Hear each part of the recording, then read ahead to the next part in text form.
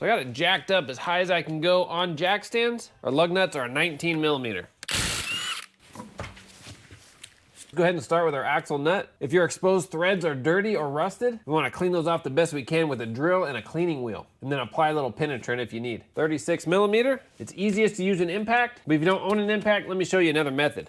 We take a flat screwdriver, put it in the fins of our rotor, in between our caliper and our bracket. Launch that in, and now when we break it loose, it locks our hub in so it won't spin on us. This is what we'll do when we torque it down. We'll do the same thing. As we tighten it, it'll want to spin in this direction, and our caliper will stop it for us so we can torque it. I highly recommend, if you don't have an impact, to get an impact, because a lot of these bolts for the suspension are going to be challenging otherwise. Buzz this off.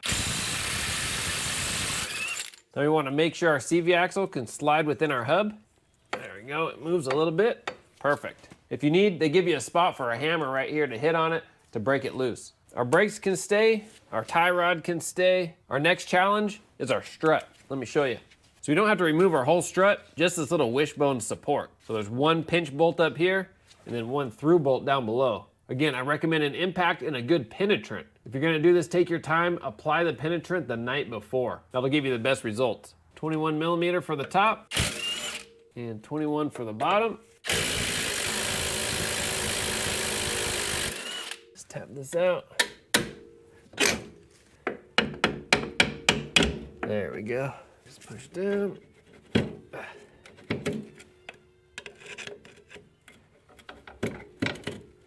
Tap on it if we need.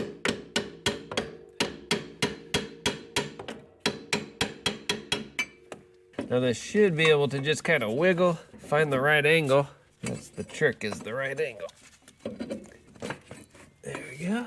If you feel like you need a little more room to get our strut support out, you can remove the upper bolt for our sway bar link. It's an 18 millimeter on one side, 15 millimeter on the other side. Once that's out, push the bolt out. And that just allows our lower control arm to move a little more freely. I find if you have both sides jacked up at the same time, that's not a big deal. But if you're just doing one side, could be helpful. If you do take this off, put this back in. My manual says the torque spec is 85 foot-pounds. Now let's get our ball joint. We're doing the bottom ball joint instead of the top ball joint. It's a 21 millimeter. Then we're gonna use a ball joint separator. This is called a pickle fork. There's another tool that's out there that works pretty good as well. You just put the pickle fork in, we're gonna tap on it. And this is gonna wedge it and separate it. There we go. Sometimes this tool will damage the boot, so just be careful. Looks like we're okay here. Now we're gonna turn the steering wheel all the way to one side to open this up. So I'm gonna lift the knuckle, get it out of the control arm. Just like that.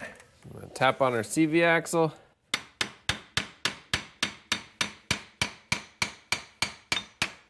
So I'm just gonna keep pulling this out while pushing our CV axle through.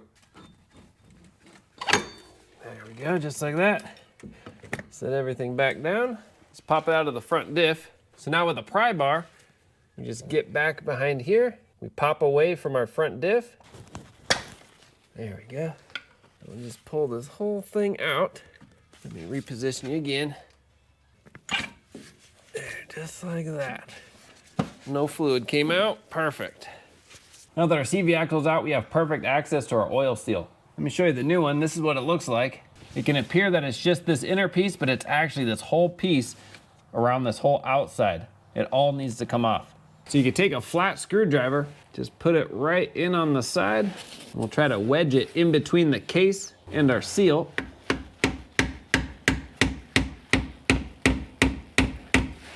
There we go. Pop away on it. Find a different spot.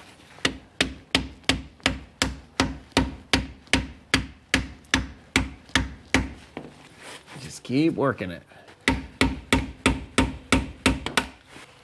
There we go. A little bit of fluid's coming out, but not a whole lot. Now we're gonna take a clean rag, just make sure our bore is nice and clean. And same with our outside, we want it to be able to mate nice and flush. All right, nice. What I like to do is take just a little bit of this axle fluid. We're just gonna coat the inside just to help it slide in a little easier. Doesn't take a whole lot, just a little lubricant. I'll put this on. And they do make tools for tapping this in. Set it there. I find an adapter from a ball joint press kit works pretty good. We just want it the same size as our outer rim, just like that. And on this side, we're gonna tap on it.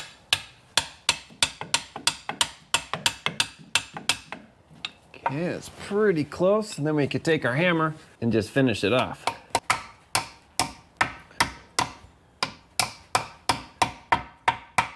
Just kind of go around the rim, make sure it's flush. All right, it's seated all the way. Our new seal has a little bit of grease inside. We'll just kind of spread that around. Then we can take some of it and put it on the end of our CV axle. Just right here where the seal's gonna ride, just spread it around. Then we can set this in. It works better if you have that C-clamp facing down. We'll just slide this in, get the splines to catch. There we go. You just push on the other end. Nice. It's in all the way. Now this vehicle didn't actually need a new CV axle, so we reinstalled the old one. But with your new one, line it up with the old one, make sure everything's the same, and you're good to go. Now let's put it all back together. So now on this end, we're gonna apply a little bit of anti-seize to our splines. We're not gonna get it on our threads, just our splines. It doesn't take a whole lot, just a nice little coating all the way around. If we don't do this, we run the risk of it seizing inside our wheel hub. So we'll go ahead and just spread this. You can kind of favor the front, because as we push it in, it'll push any of the excess back. There we go. Now comes the fun part. Let me move you a little. Now we're gonna pull out on our knuckle and feed in our CV axle. So pull it nice and tall. We'll feed this in. There we go. Now we can kind of wiggle the CV axle, get those splines to line up. Oh, that was it, perfect. Now we'll lift up and get that lower ball joint into its hole. Kind of clean off around the hole if you need. Lift up, push it in. Nice. Then we can put in our little wishbone. They call it a clevis, just if you're curious, or if you need to purchase a newer one, now you know what to call it. Tap on it to get it up. Put our bolt through. Put that nut on. Have our pinch bolt up here. Suck these down real quick.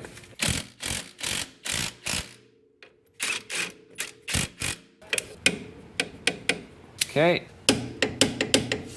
Next is our lower ball joint. The new one has a castle nut and a cotter pin. Just tighten that down. And that is 60 foot-pounds.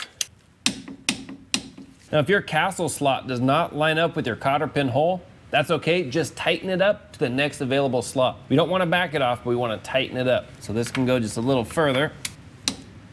Put in our cotter, bend it over. Nice, last is our spindle nut. Throw our nut on. Now we don't want to just mash this down, we do want to torque it. It is 100 foot-pounds. We'll put our screwdriver in our fins. All right. Then we can throw our tire on, torque that down. The spec is between 85 and 115 foot-pounds. So I like to put it right around 100 foot-pounds. And that's it. Good job. All right, there you go. That's how you can change the CV axle and the axle seal. All in all, not too bad. Next thing you want to do is just take it on a good test drive, make sure there's no new vibrations, no new noises. It's not necessary to get in alignment, but it is recommended every few years anyway. So if you want, it wouldn't hurt. And that's it. Thanks for watching. I'll have links in the description for all the parts and tools used. If you have any questions, comment, post down below. Work safe, have fun. See you on the next one.